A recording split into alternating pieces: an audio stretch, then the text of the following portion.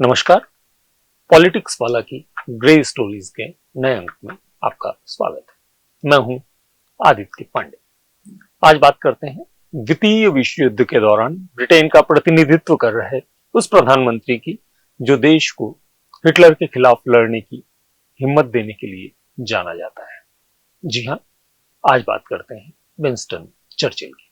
द्वितीय विश्व युद्ध के दौरान ब्रिटेन का वह चेहरा जिसके नेतृत्व ने एक पूरे राष्ट्र को एकजुट होकर लड़ने की हिम्मत दी, जिसके पढ़ने लिखने की आदतों और उससे भी ज्यादा जिसकी हाजिर जवाबी ने उसे दुनिया के बड़े नेताओं में शामिल कराया और जिसे अब तक का ब्रिटेन का सबसे ज़हीन प्रधानमंत्री माना जाता है, जिस प्रधानमंत्री के पास साहित्य का नोबेल पुरस्कार भी मौजूद है, लेकिन स्पेंसर परिवार में पैदा हुए और 2 बार ब्रिटिश प्रधानमंत्री रहे चर्चिल की कहानी सिर्फ एक युद्ध नायक की नहीं, यह कहानी है एक ऐसे व्यक्ति की जिसकी विरासत और प्रशंसा और आलोचना दोनों के चरम पर खड़ी है। एक तरफ चर्चिल लोकतंत्र के रक्षक माने जाते हैं, दूसरी तरफ उन पर नस्लवाद, उपनिवेशवाद, क्रूर नीतियों और मानवीय संवेदनहीनता तक के आरोप लगाए जाते हैं।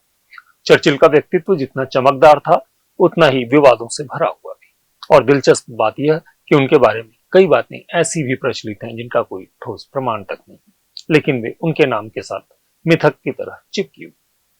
चर्चिल के सबसे बड़े विवादों में से एक है उनका नस्लवादी रवैया।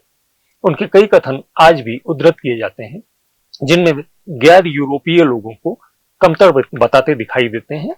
उन्होंने एक बार यह भी कहा था कि अमेरिका के मूल निवासियों या ऑस्ट्रेलिया के आदिवासियों के साथ कोई अन्याय नहीं हुआ, क्योंकि एक श्रेष्ठ नस्ल का विस्तार होना स्वाभाविक है और यह श्रेष्ठ नस्ल। यह कथन उनके उपनिवेशवादी दृष्टिकोण को उजागर करता है। चर्चिल ब्रिटिश साम्राज्य को सभ्यता का वाहक मानते थे और उपनिवेशों में ब्रिटेन की सरकार को एक उपकार की तरह देखते थे। जाहिर है, भारतीयों पर किए गए अंग्रेजों के जुल्मों को वे न सिर्फ सही ठहराते थे बल्कि इसे अपनी तरफ से बढ़ावा देने में भी कभी नहीं चूकते थे। भारत के संदर्भ में उनका रवैया और भी कठोर था। 1943 के बंगाल के अकाल के दौरान जब लाखों लोग भूख से मर रहे थे, तब चर्चिल ने भारत को अनाज भेजने से इनकार कर दिया। इतिहासकारों के अनुसार उन्होंने उस दौरान कहा था कि भारतीय तो खरगोशों की तरह बढ़ते हैं।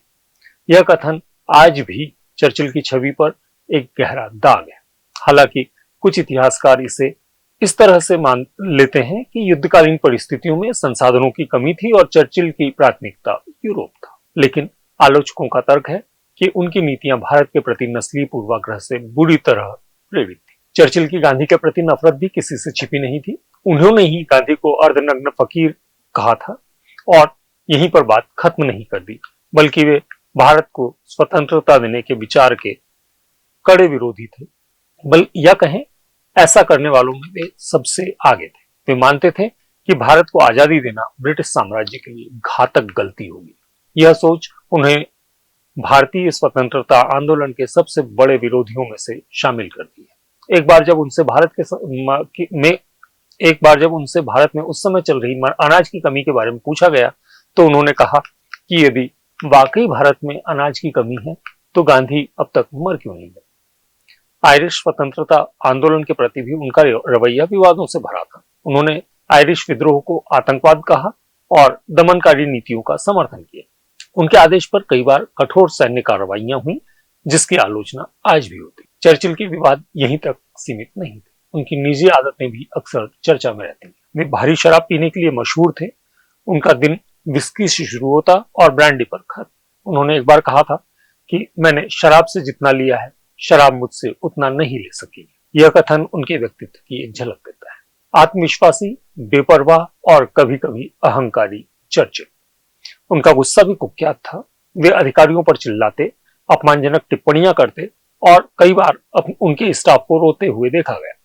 हालांकि समर्थकों का कहना है कि यह युद्धकालीन तनाव था जो चर्चिल के व्यवहार में झलक जाता था।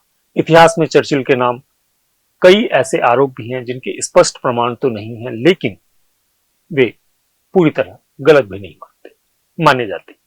उदाहरण के लिए कहा जाता है कि चर्चिल ने युद्ध के दौरान जानबूझकर कुछ शहरों को जर्मन बमबारी के लिए खुला छोड़ दिया था ताकि जर्मन कोड तोड़ने की जानकारी गुप्त रहे। भले ही यह दावा अतिशयोक्ति लगे कि किसी प्रधानमंत्री ने अपने ही देश के लोगों को मरने का रास्ता खुला छोड़ दिया हो, लेकिन इस आरोप में जरा भी सच्चाई हो तो आप समझ सकते हैं कि बात कितनी गंभीर है। एक और प्रचलित आरोप यह है कि चर्चिल ने ब्रिटिश सेना को रासायनिक हथियारों का प्रयोग करने तक की अनुमति दे दी थी। उन्होंने एक बार कहा था कि असभ्य जनजातियों के खिलाफ जहरीली गैस का इस्तेमाल उचित है। हालांकि यह कथन दर्ज है, लेकिन लोग इससे इनकार करने वाले भी कम नहीं।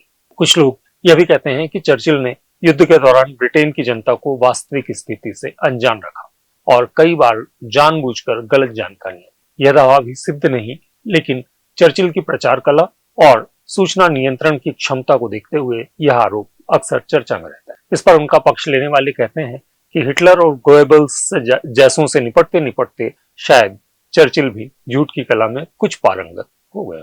चर्चिल के बारे में एक दिलचस्प मिथक यह है कि वे अपने भाषण खुद नहीं लिखते थे। हालांकि यह सच है कि उनके पास भाषण लेखकों की टीम थी, लेकिन अधिकांश लोगों का मानना है कि चर्चिल अपने भाषणों के मुख्य विचार और खास तौर पर आक्रमण वाली शैली खुद तय करते थे।